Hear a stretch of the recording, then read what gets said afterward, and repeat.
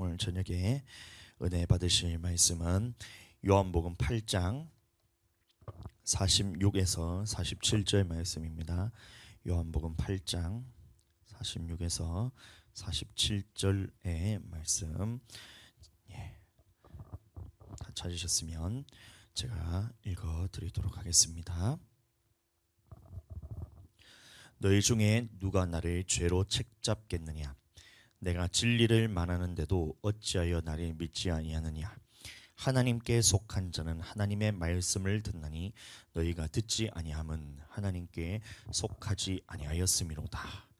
아멘. 자, 오늘 이 말씀을 가지고 하나님께 속한 자는 누구인가라는 제목으로 말씀을 나눌 때에 은혜 받는 시간 되시길 축복합니다.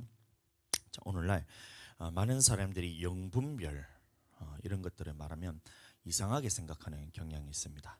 마치 이게 신비한 능력처럼 점쟁이 점치듯이 누군가를 탁 쳐다보면 이 사람은 악한 영에 쓰임 받았구나, 혹은 저 사람 보면 저 사람은 성령께 쓰임 받는 거구나. 이것을 마치 이 점쟁이들이 막 딱 보고 난 다음에 그것을 관상을 보고 말하듯이 이렇게 영분별이라 생각하는 사람들이 많이 봐요. 그런데 그거는 여러분들 영분별이 그게 아니라 정확하게 그 사람의 말을 통해서 영이 분별이 됩니다. 계시록 4장 1절에서 3절까지 말씀, 계시록 4장 1절에서 3절까지 말씀, 요한계시록 4장 1절에서 3절 말씀 찾으셨으면 제가 읽어드립니다. 사랑하는 자들아, 영을 다 믿지 말고 오직 영들이 하나님께 속하였나 분별하라. 많은 거짓 선지자가 세상에 나왔습니다. 이로써 너희가 하나님의 영을 알지니 곧 예수 그리스도께서 육체로 오신 것을 시인하는 영마다 하나님께 속한 것이요 예수를 시인하지 아니하는 영마다 하나님께 속한 것이 아니니 이것이 곧 적 그리스도의 영이니라. 오리라 한 말을 너희가 들었거니와 지금 벌써 세상에 있느니라. 자, 그래서 이 영분별에 대해서 알기 위해서는 이 계시록 4장 1절의 말씀, 4장 1절부터 3절까지 뒤로 나오는 말씀들에서 하면 이 영분별에 대해서 정확하게 이 구절에서 말하고 있는 것입니다. 자, 뭐라 말하고 있냐면 영을 다 믿지 말고 하나님께 속하였나 분별하라. 자, 그 다음에 하나님의 영이 어떤 영이냐 쭉 보면 예수 그리스도께서 육체로 오신 것을 시인하는 영이 하나님의 영이다, 이런 말하고 있어요. 그럼 예수님이 육체로 온 것을 시인하는 영이 바로 하나님의 영인데, 예수님이 육체로 온 것을 시인하는 영이 어떤 영이냐, 이거를 말씀을 통해서 보시면 요한복음 1장 1절 말씀 제가 읽어드리겠습니다. 태초에 말씀이 계시니라. 이 말씀이 하나님과 함께 계셨으니 이 말씀은 곧 하나님이시라. 그래, 태초에 하나님이 계시고 태초에 말씀이 계시고 말씀이 곧 하나님이라 그랬어요. 그러니까 말씀이 곧 하나님입니다. 요한복음 1장 14절 말씀 보시면 말씀이 육신이 되어 우리 가운데 거하심에 우리가 그의 영광을 보니 아버지 독생자의 영광이요 은혜와 진리가 충만하더라. 자, 그래서 이 말씀이 육신되어 오신 분이 바로 예수님인데, 그래서 말씀이 하나님이고 이 육신으로 오신 하나님이 바로 예수님이고, 예수님이 육신으로 오셨다는 말은 무슨 말이냐면 예수님이 말씀으로 이 땅에 오셨다. 자, 그래서 예수님이 육체로 오신 것을 시인하는 영이란 말이 예수님이 이 땅에 말씀으로 오셨다는 것을 시인하는 것을 의미합니다. 그래서 하나님께 속한 영이란 예수님이 하신 말씀을 믿는 믿음을 가진 사람이 하나님께 속한 영이고, 예수님이 하신 말씀을 믿지 못하고 그것을 따르지 않는 것이 바로 적 그리스도의 영이라고 말하고 있는 거예요. 그럼 이것을 우리가 어떻게 분별할 수 있냐? 딱 보면 척 이렇게 알아보는 것이 아니라 이 사람이 하는 말을 들어보면, 그 사람의 하는 행위를 보면, 그 사람의 말을 하는 것을 보면 이 사람이 하나님께 속했는지 이 사람이 마귀에게 속했는지를 알 수 있다는 것입니다. 요한 1서 말씀 한번 보겠습니다.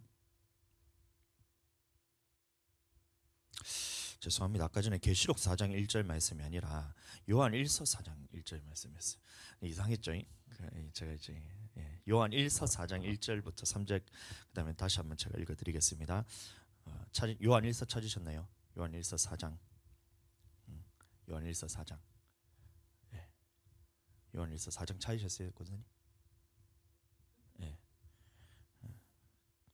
이거 제일 뒤에 보시면 계시록 앞에 보시면 요한일서가 있는데 요한일서 4장 말씀 보시면 아까 말씀드렸던 그 말입니다.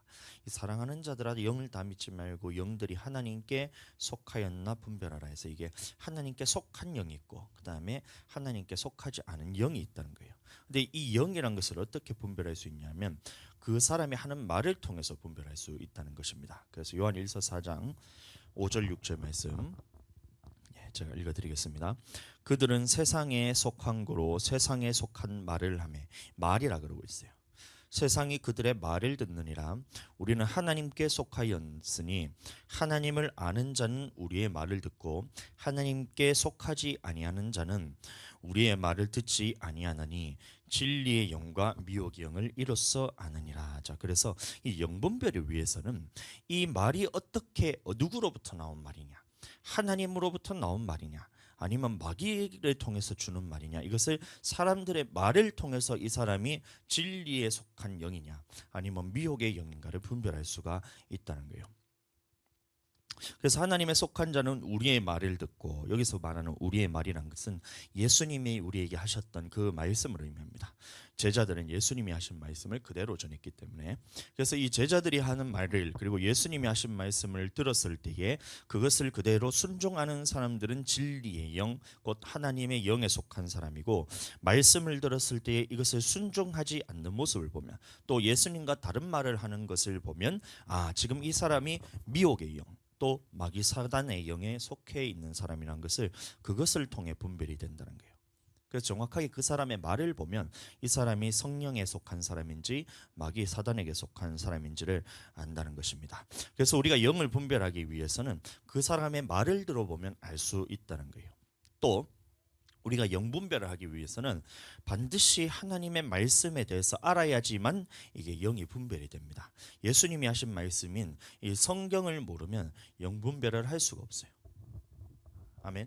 그래서 아무리 기도를 많이 하더라도 이 성경 없이 기도만 많이 하게 된다면 이거는 샤머니즘과 같습니다. 샤머니즘. 이게 무슨 말이냐면 오늘날도 무당들이 있어요. 이제 무당들이 있는데 무당 중에도 이제 계급 있잖아요. 무당의 계급이 있거든요. 어떤 계급이 있냐면, 계급이 아니라 이게 학습을 해서 무당이 되는 사람들이 있어요. 공부를 많이 해서 무당이 되는 사람. 얘네들은 별로 능력이 없어요. 능력이 없는데 이런 무당들 말고 진짜 귀신 들려서 하는 무당이 있어요. 그 누구냐면 강신무라 그러거든요. 강신무들은 이 무당 세계 중에서도 알아주는 이 무당들입니다. 귀신 들려가지고 그 굿하고 귀신 들려서 막 점치고 이런 애들인데, 얘네들이 얼마나 기도를 많이 하는지 몰라요. 신대림 받기 위해서. 영화나 이런 거 보시면 알잖아요. 막 딸랑딸랑 이러잖아요. 막 하면서 막 작두도 타고 이러잖아요. 근데 실제로 그 역사가 나타나요. 이렇게 하면 신내림을 받기 때문에 귀신이 그 사람을 완전히 사로잡아 버리면 막 이 사람이 진짜 막 예언 같은 것도 하고 막 어떤 말 했을 때 막 다 알아맞히기도 하고, 그다음에 막 병 같은 것도 막 일시적으로 떠나가기도 이렇게 해요. 그 신내림을 받기 위해서 굿도 하고 막 쨍쨍쨍쨍 꽹과리 막 치잖아요. 우리 집 앞에도 이게 무당집이 하나 있어가지고 얼마나 시끄러운지 몰라요. 한 번씩 보면 쨍쨍쨍쨍 하잖아. 그럼 내가 주여 이러고 하는데 쨍쨍쨍쨍 하고 막 그 사람들이 막 춤도 막 춰요. 이래가지고 노래도 하고. 보시면 이게 기독교로 변형을 하면 예배도 드리고 워십 율동도 하고 찬양도 드리고 그렇게 하는 거예요. 그런데 이렇게 해서 귀신이 한번 들리잖아요. 그러면 실제적으로 막 역사들이 막 나타나기도 하는 거예요. 그런데 얘네들이 절대 할 수 없는 것이 있는데, 그게 뭐냐면 예수님의 말씀에 순종하는 것은 절대 못합니다. 무당들이 아무리 용하다 하더라도 하나님의 말씀에 순종하는 이 부분에 대해서는 절대 하지 못하는 거예요. 아무리 잘 맞추고 아무리 능력이 나타나고 해도 말씀에서 딱 이제 갖다가 예수님의 말씀을 딱 이제 선포하는 그 순간 그 말씀에는 절대 순종하지 못하는 것이 바로 무당입니다. 자, 그러니까 이 성령의 사람과 이 하나님의 영에 붙들린 사람과 그렇지 않은 육신에 간 사람, 마귀의 영에 속한 사람의 결정적인 차이는 이 사람이 예수님을 믿느냐 믿지 아니하느냐 이것으로 나타나는 것이 아니라 예수님의 말씀을 들었을 때에 그것을 순종하느냐 순종하지 않느냐로 나타나는 거예요. 이 하나님의 영에 붙들린 사람 아니면 마귀에게 쓰임 받고 있는 사람, 이게 교회 안에도 있는 거예요.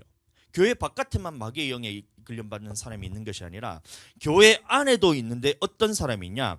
예수님의 말씀을 선포했을 때 이 말씀대로 이끌려서 순종하는 사람을 보면 이 사람은 하나님의 사람이구나, 하나님의 영이 이 사람을 붙들고 가고 있구나, 성령의 사람이구나라는 것을 이것을 통해 알 수 있는 것이고, 예수님의 말씀을 선포했음에도 불구하고 이것을 불순종하고 그것을 아멘으로 받아들이지도 않고 하나님의 말씀과 반대되는 생각을 가지고 살아간다면 이 사람에게는 어떤 영이 작용하고 있냐면 예수님을 믿고 교회까지 나오지만 여전히 마귀 사단이 이 사람을 끌고 가고 있기 때문에 이 영이 거기서 분별이 된다는 거예요.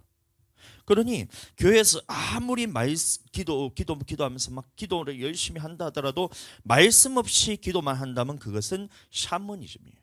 무당이 굿하는 거나 교회 안에서 말씀 없이 기도하는 거나 똑같은 겁니다. 여러분들, 아무리 기도를 많이 한다 하더라도 마찬가지로 예수님이 하신 말씀과 다른 말을 하게 된다면 그것도 무당 점치는 것과 똑같은 말이 되는 거예요. 참 무섭죠. 교회 안에서 말을 하는데 어떤 사람이 실컷 얘기를 하는데 기도를 실컷 하고 난 다음에 말을 하는데 예수님이 하신 말씀과 다른 말을 한다. 그것은 무슨 말이냐면 이 사람이 하나님의 영에 붙들림 받은 것이 아니라 기도는 실컷 했지만 이 사람에게 작용하는 것은 무엇이냐면 마귀 사단이 그 사람을 붙들고 가고 있다는 거예요. 교회 안에 이런 것들이 얼마나 많은지 몰라요. 기도는 실컷 잘해요. 기도원 같은 데 가보시면 저도 이제 기도원에 대해서 몇 번 이제 경험한 적이 있어서 갔다 왔는데 저희 어머니도 젊었을 때 교회를 나갔을 때 기도원에 갔다는 거예요. 근데 거기서 이제 기도원 원장님도 아니고 같이 기도하는 어떤 이제 유명한 이제 권사님이 오더니만 저희 어머니 기도하는 것을 옆에서 들었대요. 방언으로 어머니가 기도하고 있었는데 젊었을 때는 방언도 했다는 거예요. 그래서 기도하고 있었는데 그 기도원 원장이 딱 듣더니만 딸아, 너 힘든 거 안다. 하나님이 그거 다 아신다. 그런데 하나님이 지금 너와 함께 하신다. 그렇게 하고 내려왔다는 거예요. 그때 그러면 하나님이 함께 하시는 것도 맞고 나에 대해서 이해하는 것도 맞는데 그 다음에는 어떻게 생각을 했냐면 저희 어머니가 하나님이 지금 나와 함께 하시는 거를 내가 너무나 잘 알고 있기 때문에 교회 안 나가도 하나님이 나와 함께 하시는구나. 그때부터 교회를 안 나가요. 보세요. 그러니까 기도를 아무리 많이 한다 하더라도 그 말은 그 사람한테 하면 안 되는 말인데 지가 기도를 했다고 해서 그 사람에게 말을 하는데 하나님의 권위인 것처럼 말을 하니까 그 사람이 영원히 죽어버린다는 거예요. 네가 힘든데 그러면 왜 힘든지 아냐? 네가 지금 하나님을 떠났기 때문에 그 힘듦이 찾아오잖아. 다시 하나님 앞에 예배 중심으로 살고 하나님 중심으로 살고 네가 말씀 중심 교회 중심으로 살아야지 네 문제가 해결이 되는데 이렇게 해줘야 되는데 그것에 대해서 하나님이 지금 너와 함께하고 있대요. 하나님이 너와 언제 함께한다 그랬어요? 예수님이 하나님이 함께 하신다는 것이 내가 아버지께서 기뻐하시는 일을 행함으로 하나님께서 나와 함께 한다는데 이 말씀을 쏙 빼버리고 하나님이 지금 너와 함께 한다 이 말만 딱 해버리니까 어머니가 교회를 떠나가면서 교회를 돌아오질 않아요. 말씀을 떠나서 그렇게 말하니까 하나님의 말씀과 다른 말을 마치 하나님의 말씀처럼 해버리니까 이게 마치 하나님의 음성으로 들리면서 마귀 사단이 하는 말인데 무당이 점치는 것과 똑같은 말인데 영혼을 죽이는 말인데 이것을 분별해야 되는데 오늘날 많은 기독교인들이 이것을 분별하지 못해요. 얼마 전에 이제 유튜브로 쭉 보니까 그 신예은이라는 이 배우가 있어요. 배우가 더 글로리라는 그 드라마 아세요? 들어는 봤어요. 저도 들어만 봤어요. 안 봤거든요. 저도. 근데 보면 아역 저 송혜교 아역으로 나왔던 그 사람이 있는데 이 친구가 보니까 기독교인인 거예요. 야, 너무 감사해서 자 간증하는 것도 딱 들어봤거든요. 근데 얘기를 듣는데 중간에 제가 머리를 탁 뒤통수를 한대 맞은 것처럼 띵한 게 어떤 말을 하냐면 자기가 이런 이제 직업이 이렇다 보니까 주일 성수를 못할 때도 있다 이건 거예요. 그래서 이것 때문에 눌려가지고 하나님 앞에서 너무 죄스럽고 회개하고 싶고 이 마음이 계속해서 부어져서 이것 때문에 고통받고 있었는데 어느 날 한 날 기도를 하는데 하나님이 내게 음성을 들려주셨다 하면서 야 나는 이런 모습을 가지더라도 주님이 나를 사랑하시더라. 그냥 주일날 예배를 빠지고 주일 성수 안 하더라도 이게 내가 눌려서 될 것이 아니라 하나님 앞에서 사랑으로서 내가 그냥 주일 예배 드리지 않아도 된다고 생각하면서 그렇게 은혜를 받아버리더라고요. 야, 딱 듣는데 야 얼마나 많은 사람이 저 사람 때문에 주일 예배 주일 성수를 못하게 될까? 그게 마귀가 주는 말인데 마귀가 주는 말인데 이것을 분별하지 못하니까 마귀 사단이 광명한 천사로 가장해서 지금 이 사람을 미혹해가지고 이 영혼을 멸망시키려고 그러는데, 고민을 하면서 힘들다는 것은 내 안에 육신과 내 안에 성령님이 싸우고 있는데 이 싸움을 포기해버리고 마귀 사단에게 내어줘 버리니까 이런 역사가 나타나는구나, 이래 되는 거예요. 그러니까 오늘날 많은 크리스천들이 이것을 분별하지 못해요. 그러니까 마치 기도만 하면 뭔가 그 사람이 특별한 사람처럼 생각하고, 기도하고 말하니까 이게 마치 하나님의 말씀하시는 것처럼 덮어두고 믿는 경향이 있어요. 그래서 우리는 누가 무슨 말을 하든지 이것이 성경에서 그렇게 말하는지 아닌지를 항상 분별해야 돼요.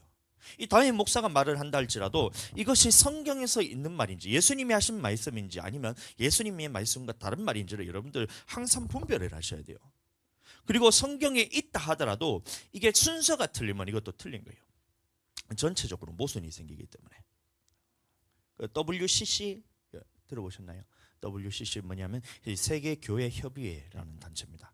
그럼 WEA라는 단체도 이제 같은 비슷한 단체예요.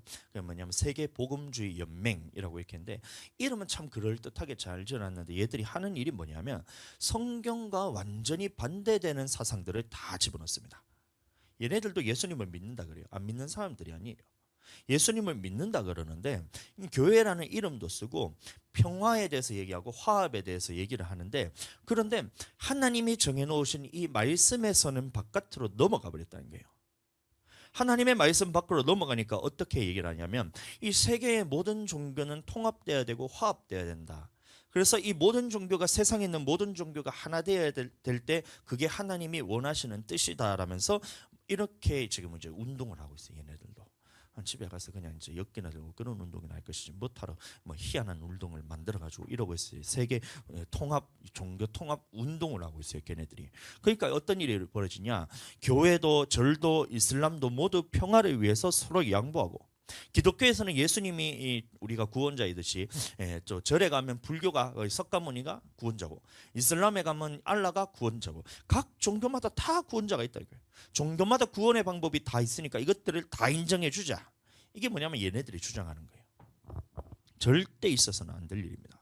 아멘. 우리는 예수님만이 구원자예요.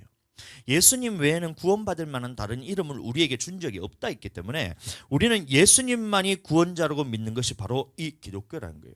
그래서 걔네들이 기독교 단체라고 여러분들 인정하시면 안 되는 거예요. 걔네들은 기독교 단체가 아니에요. 예수님만 구원자라고 믿는 것이 기독교고, 그러니 이 기독교는 이런 단체들과 함께 할 수 없는 겁니다.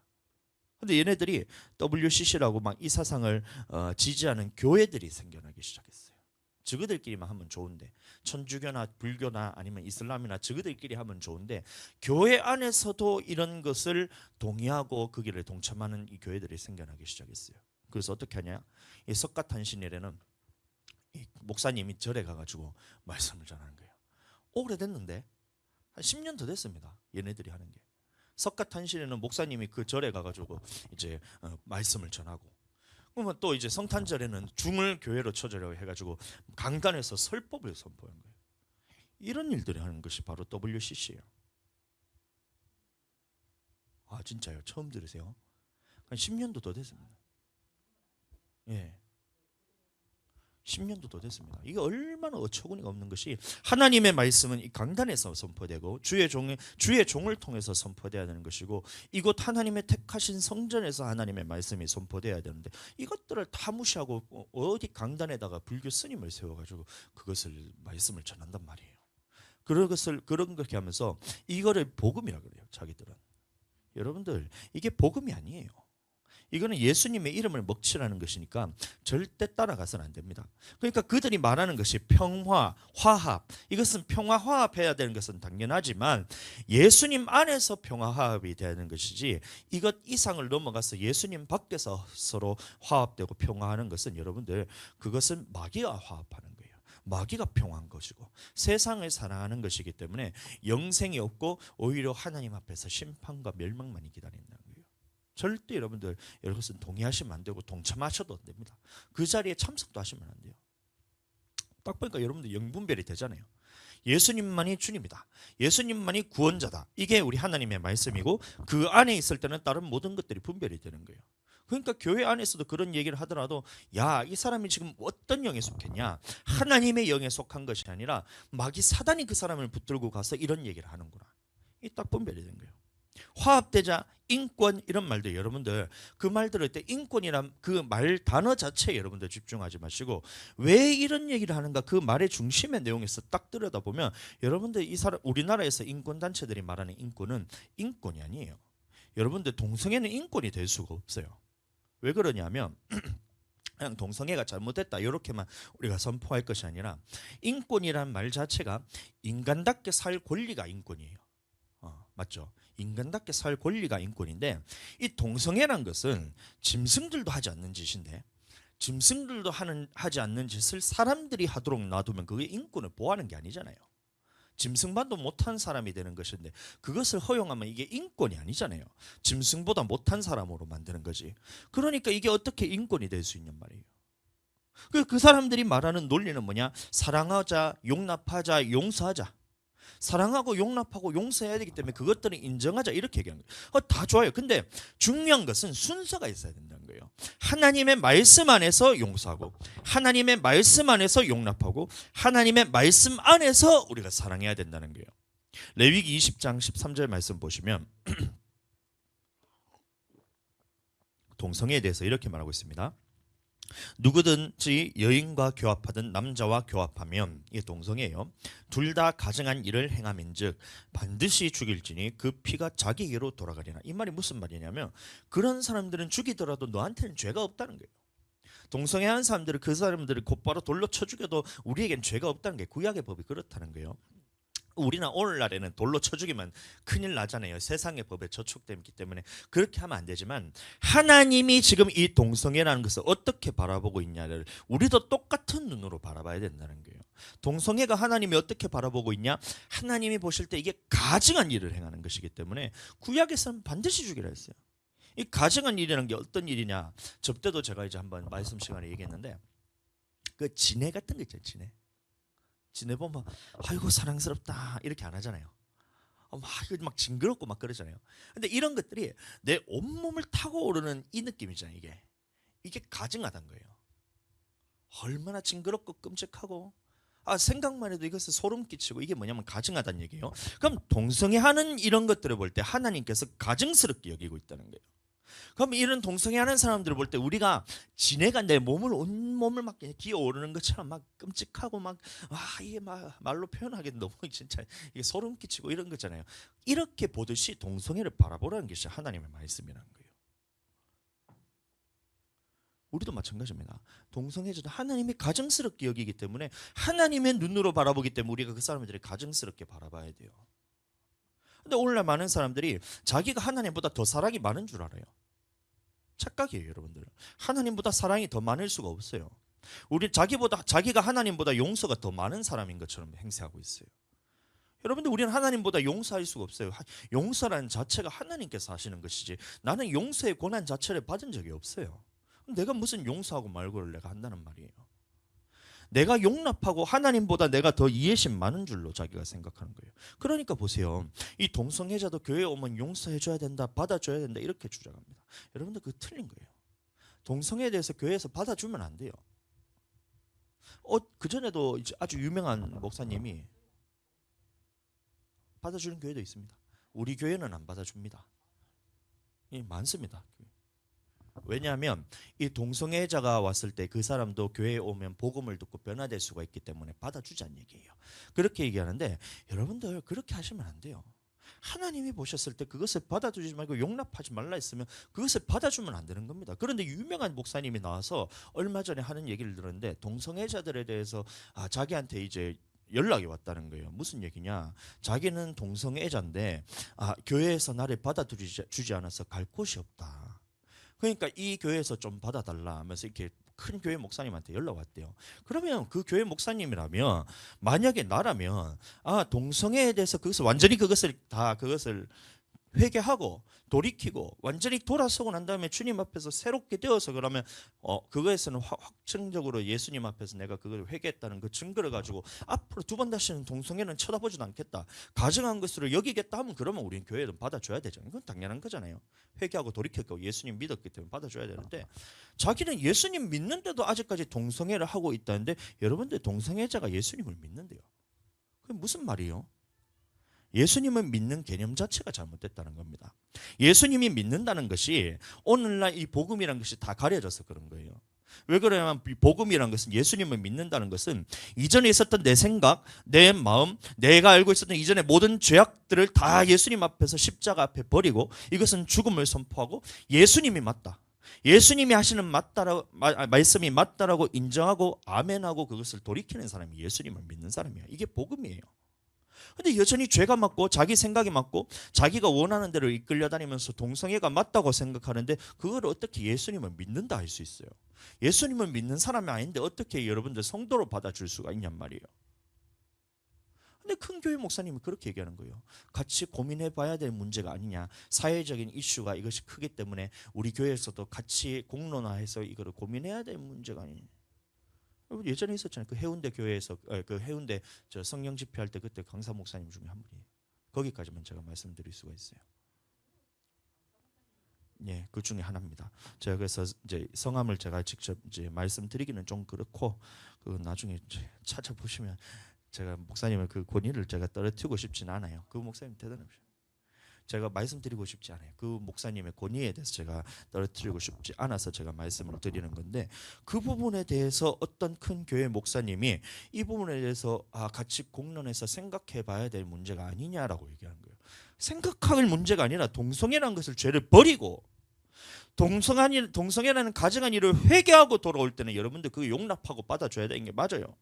예수님이 하신 것처럼 어떤 죄라도 예수 그리스도의 피로서 용서받았으니 그런 사람은 받아주고 용납하고 용서해주고 사랑해야 되지만, 여전히 동성애를 버리지 않는데 어떻게 이 사람을 성도로 받아달라는데 그것을 고민을 할 수가 있단 말이에요. 받아줄 수 있단 말이에요. 절대 받아줄 수 없는 거예요. 순서가 중요하다는 거예요. 오늘 요새 인터넷에 보면 목사님이 이거 가지고 두 부류로 갈라져 있어요. 지금 딱 두 부류로 갈려 있어요. 얼마나 많은 사람들이 유명한 목사님들이 얘기하니까 이거에 대해서 나도 한번 고민해 볼까 하고 그렇게 이제 생각을 하고 있어요. 고민을 했으면 그 다음에는 하나님의 말씀으로 와야 되는데, 그 다음에 어떻게 하냐면 동성애자들도 그래 복음을 들을 기회를 줘야 되지 않겠냐. 그러니까 교회에서는 용납하고 우리를 받아들여야 된다. 와서 말씀 듣다 보면 여러분들 어떻게 하면 하나님의 은혜가 임해서 그 사람들도 변화될 수 있지 않겠나. 교회에서 받아주자 이렇게 하는 그 순간 여러분들 마귀 사단에게 넘어가는 거예요. 절대 그 사람들은 예수님을 믿고 돌이키지 않아요. 왜냐하면 근본 자체가 자기는 동성애에 대한 그것을 이제 계속 하기 위해서 예수님을 이용하는 것이기 때문에 절대 여러분들 그 사람들은 복음에 대해서 들어가지 않아요. 예수님을 믿는다고 자기는 고백할 줄 모르지만 이전에 있었던 죄악들, 자기가 하고 있는 이것에 대해서 여러분들 고칠 생각 자체를 할 생각이 없는 거예요. 예수님 믿었기 때문에 자기는 구원받았기 때문에 동생을 해도 천국 간다고 생각하는 것이 이미 머릿속에 다 박혀있기 때문에 절대 돌아서지 않습니다. 그래서 해야 되는 것이, 교회에서는 그 사람들에 대해서는 하나님의 시선으로 똑같이 바라보고 하나님이 이것을 가증한 것으로 여기고 이 사람들은 돌로 쳐서 죽여라 했을 만큼 그 부분에 대해서는 여러분들 철저하게 이 사람에 대해서는 우리가 받을 수 없다. 네가 돌이키고 돌아올 때는 우리가 용납하고 그것을 용서하고 하나님의 사랑으로 덮어주겠지만, 여전히 네가 그 죄악 가운데 있다면 우리는 이 죄악에 대해서는 들어오게 되는 순간 그 교회 안에는 어떤 일이 벌어지나, 이 영적인 기운들이 다 흘러가게 해요. 있던 성도들도 다 빠지게 됩니다. 절대 안 됩니다. 그래서 우리 교회는 동성애자가 우리 교회 온다 하면 일단 동성애부터 끊고 오세요. 안 하면 딴 데 교회 가세요. 이렇게 얘기할 거예요. 저는 절대 안 되는 거예요. 하나님의 말씀을 떠났기 때문에 순서에 있어서 하나님의 사랑은 사랑이지만 이 사랑의 그 순서가 하나님 앞에 돌이킨 사람에게 하나님께서 그 용서하고 사랑하라는 건데, 이거를 다 사랑으로 덮어놓으니 그런 일들이 벌어지는 거예요. 오늘부터 그 일주일간 인천 송도에서 무슨 행사가 있는데 뭐냐면 이 로잔 대회라는 것이 열립니다. 제4차 로잔 대회.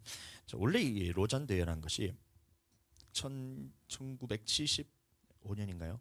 그때 이제 스위스 로잔에서 이제 처음으로 이제 대회가 열렸던 것인데, 그때 이제 집회했던 그 목사님들이, 그 유명한 목사님들이 빌리 그레함 목사님, 그럼 존 스토트 이런 목사님들이 이 로잔 대회를 열었습니다. 그래서 무슨 이제 메시지를 전했냐면, 교회가 온 교회가 온전한 복음을 가지고 온 세상에 전하자. 온 교회가 온전한 복음을 가지고 온 세상에 전하자. 이렇게 해서 교회 전도 운동을 일으켰던 이 대회가 바로 로잔 대회입니다. 제 1차 로잔 대회. 근데 이게 언제부턴가 변질되기 시작했어요. 그래서 오늘 이제 지금도 제4차 로잔 대회인데, 이것 때문에 교회에서 막 갑론을박이 많습니다. 어떤 거는 막 이것을 그래도 하나님 앞에서 우리가 전도 운동 하자하는데 그게 힘을 모아줘야 된다, 이런 목사님들이 있고, 그 다음에 어떤 목사님들은 이 변질되는 부분이 어떤 부분에서 변질되었냐 하면, 이 사람들이 이제 그 3차 때인가 이제 어떤 얘기를 했었냐면, 온 세상에 복음을 전하기 위해서 그 사람들의 문화도 받아들여야 되고, 약자들에 대해서 우리가 인정해 줘야 되고, 약자들을 위해서 교회가 용납해 줘야 되고, 자꾸 이쪽으로 변질되어 가는 거예요. 그러니까 교회 안에 들어올 때 이런 약자들, 예전에는 여성들이 약자였지만 오늘날 약자들이 누구냐? 성소수자들. 이런 것들도 교회에서 우리가 용납하고 인정해 줘야 된다는 것을 그때 서두가 딱 하면서 빵 터뜨렸다가, 그때 워낙 반대가 심해가지고 덮고 이렇게 지나갔었어요. 근데 이게 지금 4차 때 오면서 이 강사들이 어떤 강사냐면, 이 WCC 같은 데 가가지고 거기서 설교됐던 그런 목사님들이 강사로 오고, 그다음에 WEA 이런 단체들과 교류하는 목사님들이 그 강사로서 이렇게 막 회의 로잔 대회를 막 주최하는 주체들이 다 그런 사람들인 거예요. 그래서 사람들이 반대를 하는 사람들이, 야, 이런 사람들이 이제 그 집회하는 이런 사람들이 대회를 여는 그런 집회는 잘못된 것이다 하면서 참여도 하지 않고, 이런 반쪽이 딱 돼버려가지고, 그런 이제 4차 대회가 오늘부터 시작입니다. 저는 그거에 대해서 반대를 하고 있어요. 어떻게 이것이 여러분들 교회 안에서 다른 복음이 들어오는데 예수 그리스도 외에 다른 구원자가 있다는 것을 여러분들 교회를 받아들이는 사람들하고 서로 하나가 될 수가 있단 말이에요. 교단이 아니고 그거는 WCC라고, 세계교회 협의회라고, 어떤 교단이든 상관없이 거기 이제 들어가는 면 그게 이제 교단을 초교파적으로 그렇게 하는 사람들이 있어요. 그래서 이 사람들이 그 사람들이 이렇게 하는데 참 이게 안타까운 현실이에요. 원래 로잔 대회는 그런 게 아니었거든요. 전 세계 이 모든 민족들을 복음화시키기 위해서 온 교회가 나서야 된다. 온전한 복음을 들고 온 세상에 우리가 나아가자. 이 슬로건 하에서 교회 전도 운동을, 에큐메니컬 운동이라고, 교회 전도 운동을 일으켰던 그런 대회인데, 지금 변질에 되어서 세상에 있는 모든 사람들을 다 이것을 통합해서 이 사람들에게 복음을 전하기 위해서는 그런 문화들도 우리가 다 받아들여야 된다. 이 사람들의 그런 약자들을 우리가 다 받아줘야 된다면서 이런 단체들하고 교류하는 이 모습을 보니까 참 이제 마귀가 하는 짓이 참 너무 이제 끔찍하기도 하고 안타깝기도 하고, 막 이런 현실 가운데서 여러분들 제가 그냥 이렇게 보고 있는 거예요.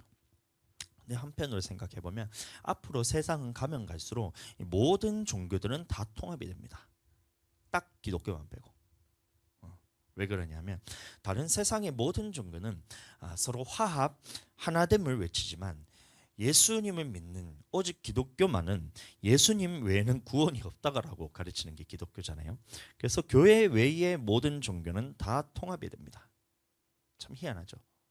세상이 끝을 가면 갈수록 교회 외에는 모든 종교들은 다 하나가 되어서 그 다음에 하는 짓이 뭐냐면 교회를 핍박하기 시작합니다.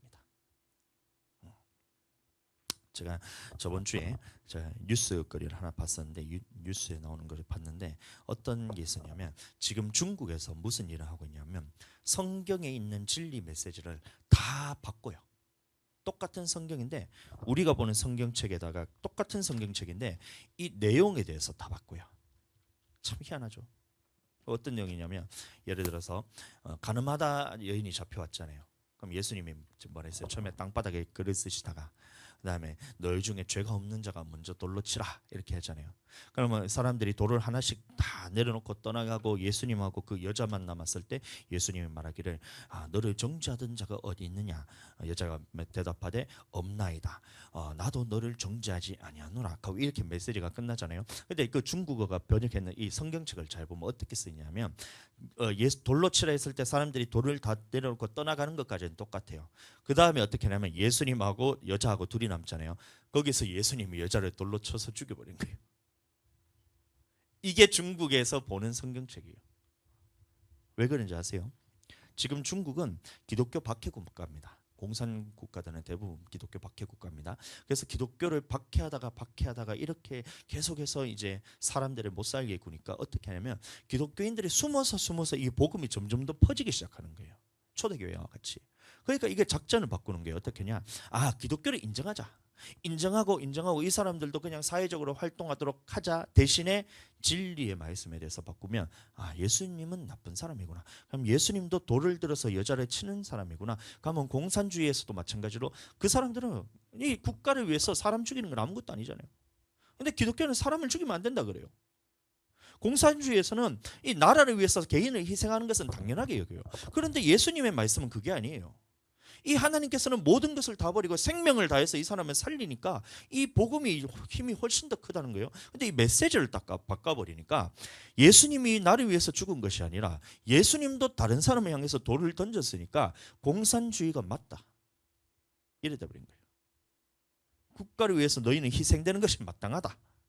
다른 사람의 개인에 대해서 잘못이 있으면 너는 쳐야 된다. 그러면 모든 사람들은 어떻게 하느냐? 이 중국이라는 그 나라에 반대하는 사람들을 다 돌로 치기 시작하는 거예요. 이걸 하기 위해서 그런 거예요. 참 신기하죠? 이 세상엔 정말 별의별 일들이 다 있어요.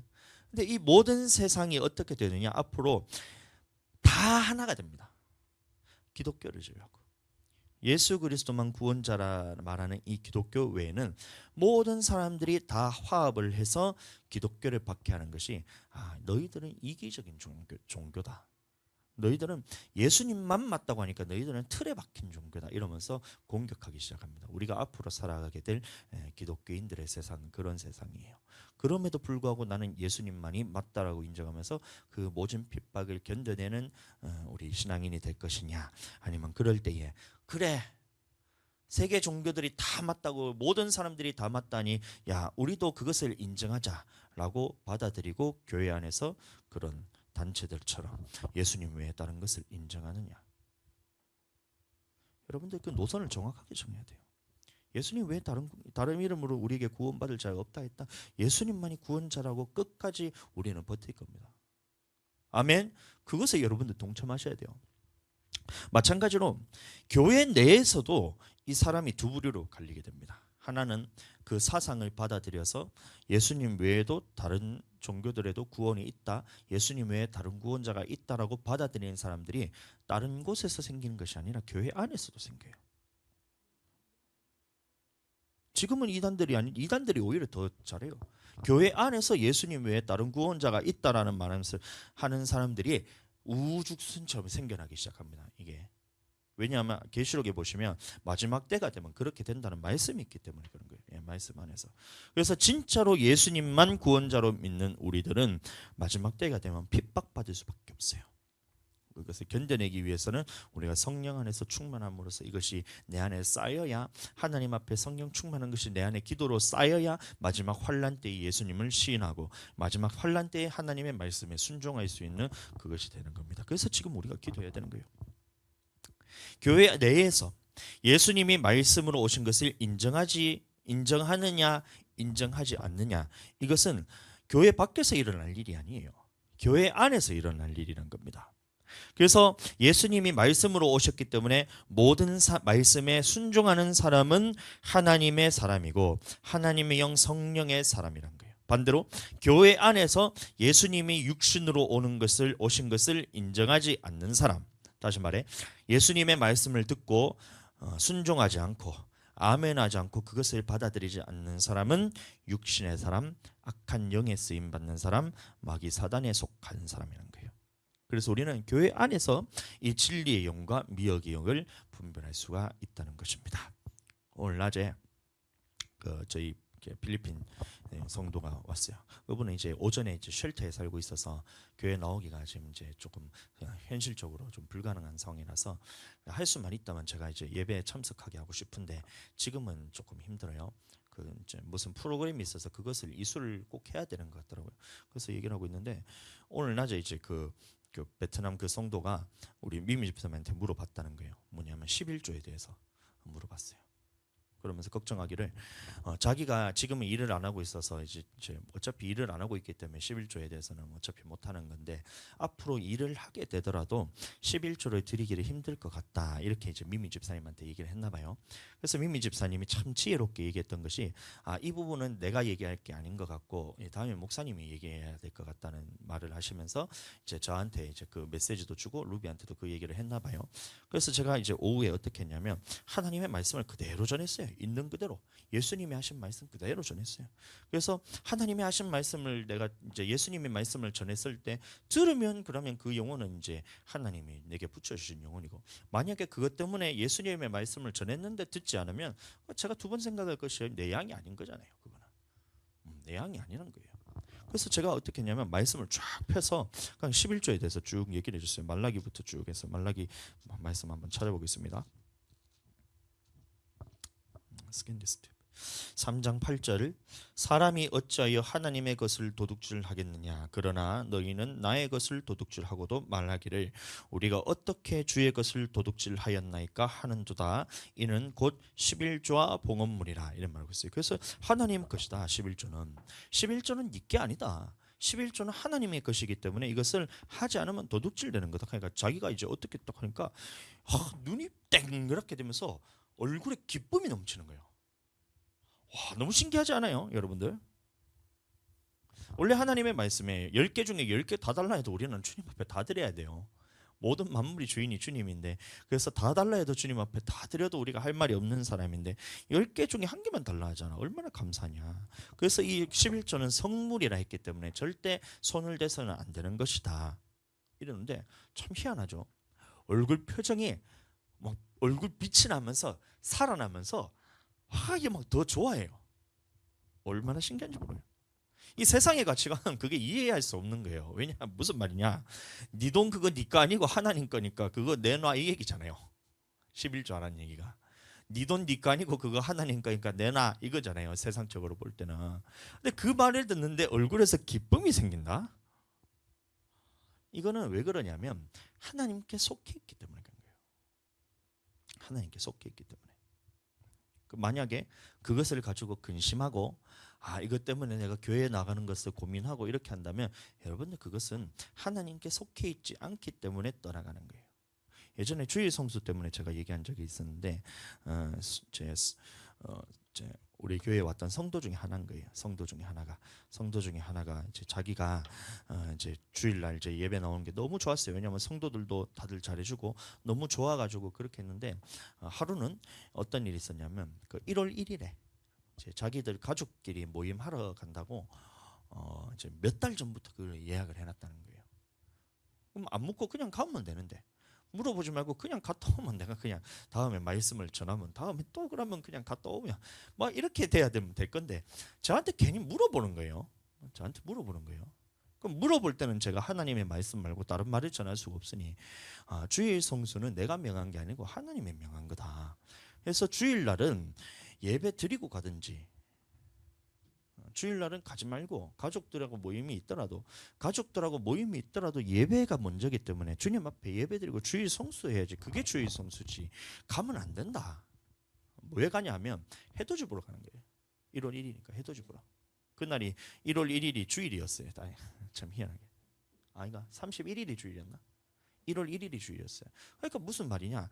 자기들은 주일 성수하지 않고 이제 그 해돋이 보러 가서 거기 가서 가족들하고 시간 보내면서 거기다가 소원도 빌고 하겠다는 거예요. 무슨 태양에다가 소원을 비냔 말이에요. 우리는 그까지 가지 말고 그냥 교회에서 소원 빌면 되지. 보름달 추석에 갔더니만 이제 폭죽놀이를 빵빵 하는 거예요. 그 다음에 그 사회자가 말하기를 지금 옆에 보십시오. 그러니까 옆에 딱 보니까 뭐냐면 보름달이 이따만하게 돼요. 추석이니까 보름달이 제일 크잖아요. 지금 다 같이 보름달을 향해서 소원 비는 시간 갖겠습니다. 감사. 다들 가족들을 향해서 소원 빌고 어떻게 하는데 제가 딱 듣는데 무슨 보름달을 향해서 소원을 비나. 그분은 안 믿는 사람이니까. 하면서 예수님 믿고 예수님한테 소원을 빌든가 하지. 감사. 이렇게 속으로 하고 웃고 넘어갔는데 예수님을 믿는다는 사람이 어떻게 해돋이를 보러 간다고, 가족들하고 모임을 가진다고 주일에 내가 예배를 못 나온다는 말을 하지 하면서 제가 그 사람의 믿음의 이런 것들을 생각도 못하고 제 마음에 이 사람을 어떻게 이 다시 하나님의 사람으로 가르쳐야 되냐, 하나님의 말씀으로 이것을 이제 얘기를 해야 되는 감사 있는 그대로 다 해붙여 버렸어요. 주일 성수가 어떻게, 주일을 네가 하고 싶을 때만 하는 게 어떻게 그게 주일 성수가 되냐, 할 수 있을 때는 하고 뭐 주일날 일이 있어서 못 한다 하면 그게 어떻게 주일 성수가 될 수 있냐, 주일 안 성수지 하고 얘기 제가 해붙여 버렸어요. 그랬더니만 시험 들어가 그 다음부터 교회 안 나와요. 그 다음에서 뭐라 얘기하냐면, 저는 주일 성수를 주일날 제가 일을 하기 때문에 자기 직장 근처에서 일할 때는 제가 주일 성수를 못하기 때문에 못하고 일을 안 할 때는 주일 성수할 수 있는 교회로 가겠습니다. 이하고 저한테 카톡이 왔더라고요. 얼마나 황당한지, 주일 성수가 어떻게 하고 싶을 때 하고 하기 싫을 때는 안 하는데 그게 어떻게 주일 성수가 될 수가 있냐고요. 거룩하게 그것을 주일을 지키라는 것이 주일 성수인데 주일을 지 맘대로 지키는데 그게 어떻게 주일 성수가 될 수 있냐면서 제가 그렇게 해붙였는데 지나고 나니까 그걸 하면 안 됐던 거예요.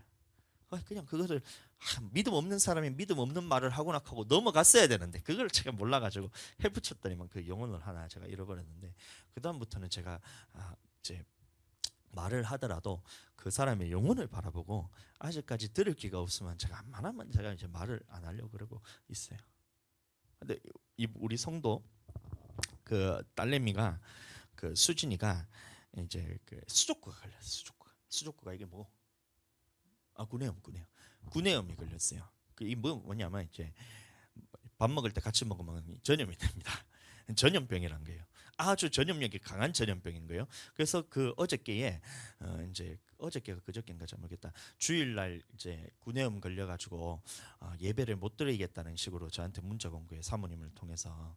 제가 그래서 예전에 그 기억을 생각하면서 또 주일 성수 이거에 대해서 내가 해붙였다가 이 영혼이 떠나가면 어떻게 되나 하면서 제가 속으로 고민하고 있었어요.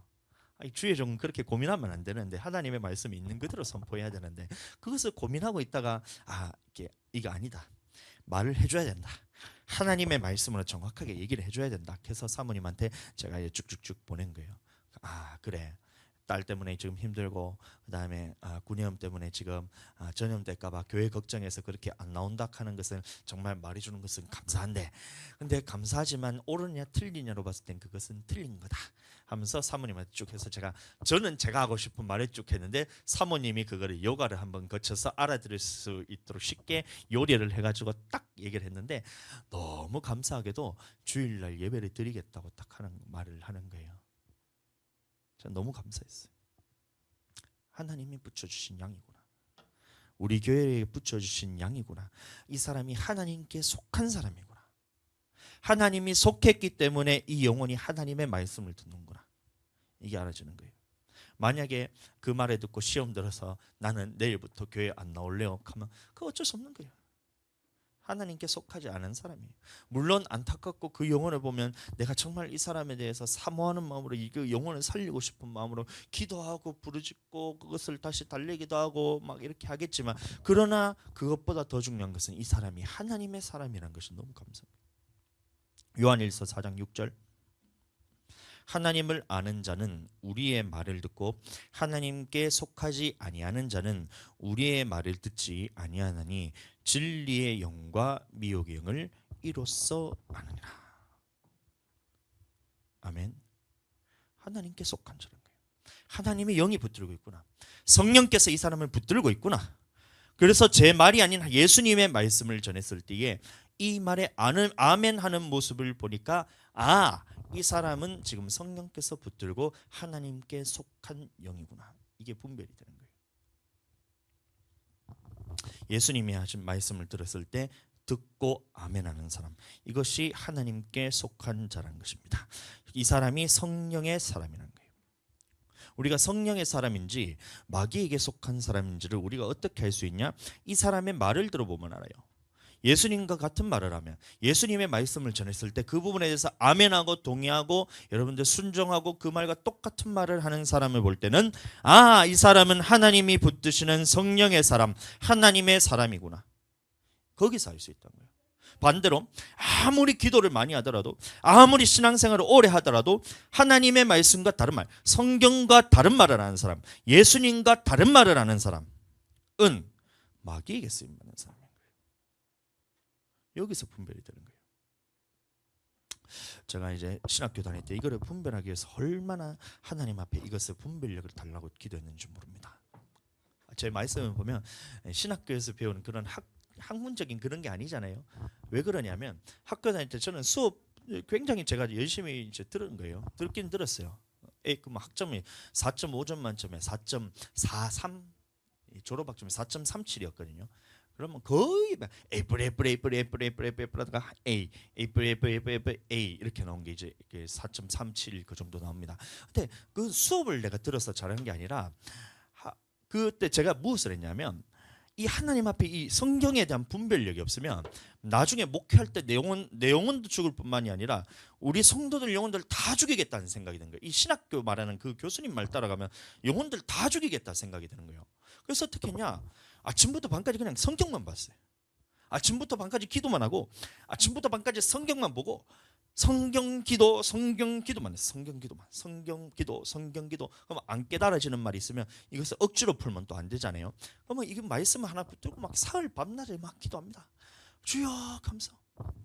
계시록 말씀이 있는데 이게 보니까 이제 제가 안 풀리는 부분이 무엇이냐면 이 죽음 후에 우리가 낙원에 가는 것, 그다음에 음부에 가는 것은 알겠는데 그다음에 이 간 사람들이 그다음에 어떻게 되는지 이 말씀이 풀리지 않으니까 말씀을 그냥 계시록까지 그냥 창세기부터 계시록까지 그냥 쭉 읽는 거예요. 어디서 제가 이제 다 해답을 찾을 줄 모르니까 그거를 계속 하다 보니까 어느 순간에 하나님께서 이 말씀을 제게 딱 주시면서 말씀을 열어주면서 전체 이 인류의 역사, 하나님이 창조하실 때부터 우리가 인류 역사에서 멸망받은 시간, 그 다음에 모든 사람들이 다 죽음 안에 들어갔을 때 이후에 있는 사후 세계에 우리가 어떻게 살게 될 것인지, 영적인 세계는 어떤 것인지, 천년왕국과 그 다음에 곡과 마곡의 전투가 어떤 것인지, 백보자 심판과 새하늘과 새 땅이 어떤 것인지 전체 말씀에 대해서 쫙 하면서 하나님께서 저한테 딱 알게 하시더라고요.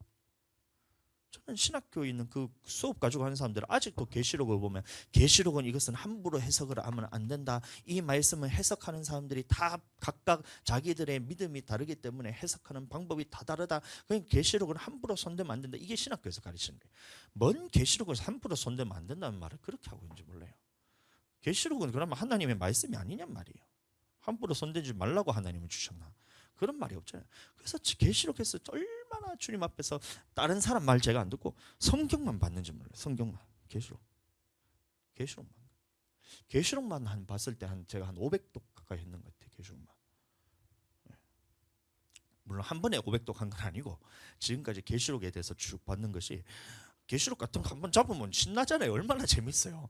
계시록 시작하면 22장까지 그냥 다이렉트로 쫙 읽는데 보면 막 1시간 반 하면 계시록 다 읽잖아요. 그럼 한 500점 정도 좀 한 것 같은데, 그러니까 이 모든 것들이 말씀이 보이면서 하나님의 말씀에 있어서 어떻게 우리에게 말하고 있는 것이 딱 분별이 되면서 누가 그런 어떤 얘기를 하더라도 이 말씀이 다 분별이 되는 거예요. 너무 신기해요.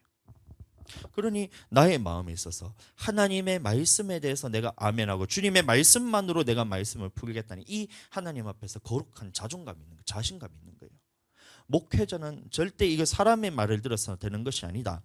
하나님의 말씀으로만 말씀을 풀어야 된다. 성경에 없는 말은 절대 해서는 안 된다. 성도들의 영혼을 다 죽이는 거다. 그래서 말씀 안에 있는 말씀만 내가 하겠다. 예수님의 말씀만 내가 하겠다. 그것을 이 성경책으로만 계속 보다 보니까 어느 순간 그 능력이 생기더라고요. 영분별 동안 영분별. 자, 그래서 기도를 아무리 많이 하더라도 그렇게 하고 성경과 다른 말을 하는 사람들은 마귀에게 쓰임 받는 것 여러분들 인정하시게 되길 축복하고, 나는 예수님과 같은 말을 하겠다. 예수님이 하신 말씀을 듣고 아멘함으로써 내가 하나님의 성령의 사람으로서 내가 살아가겠다. 여러분들 그렇게 결단하시고 그렇게 살아가게 되시기를 축복합니다. 모든 말씀들은 하나도 제 짝이 없는 것이 없이 모든 말씀들은 다 하나님께서 다 그 짝을 다 만들어놨어요. 그래서 계시록을 보다가 왜 계시록에 대해서 이해 안 되는데 창세기부터 쳐다보고 있냔 말이에요. 창세기부터 쳐다보니까 이 에스겔의 말씀 보면, 예레미야 말씀도 보면 이게 계시록하고 연관된 말씀들이 거기 다 들어있더라고. 희한하게. 계시록의 말씀을. 다니엘서 가니까 다니엘의 말이 아니 왜 이게 어떻게 이게 너무 어렵다 이렇게 하고 있어. 그냥 다른 사람들은 어떻게 하냐면 누구 다니엘 무슨 강의 특강 이렇게 보잖아요. 저 그런 건 안 쳐다봤어요. 이거 봐라 다니엘 요 보면 진짜 진리의 말씀 같이 다 해놨다 하는데 제가 그런 거 하나도 안 들었어요. 자존심이 있지 하나님 앞에. 어떻게 하나님의 말씀이 아닌 다른 사람의 말로 하나님의 말씀을 해석할 수 있냐 하면서 그냥 이해될 때까지 그냥 보는 거예요. 다니엘서 쭉 얘기하다 보니까 쭉 보다 보니까 이 말씀이 전부 다 어디에 이렇게 연결이 되냐면 계시록의 말씀하고 다 연결되는 거예요. 71회가 뭔지 62회가 뭔지 마지막 한 일회가 뭔지 이런 것들이 계시록에 다 들어가 있어요. 야 얼마나 신기한지 모릅니다. 자존심이라는 거, 자신감. 하나님 앞에 자존심. 나는 사람의 말은 듣지 않고 하나님의 말씀으로만 내가 주님의 말씀만 똑같은 말을 내가 하겠다. 누군가에 이렇게 들은 말이라면 나는 이게 생명력이 없기 때문에 주님께 내가 들은 말을 하겠다. 그것을 어떻게 하느냐? 기도와 그 다음에 하나님의 말씀 안에서 말씀으로 찾겠다. 이게 여러분들 있어야 돼요. 목회자뿐만이 아니라 모든 성도들에게도 마찬가지로 하나님의 말씀으로만 하나님의 말씀을 풀겠다. 이게 여러분들 그 자존심이 있어야 돼요. 하나님의 말씀은 완전하시잖아요. 완전하시다는 말은 우리가 궁금한 모든 부분에 있어서 성경에 다 기록이 되어 있다는 거예요. 그렇게 주님 안에서 그 말씀대로만 아멘 하시면서 살아가게 되기를 예수님 이름으로 다시 한번 축복합니다.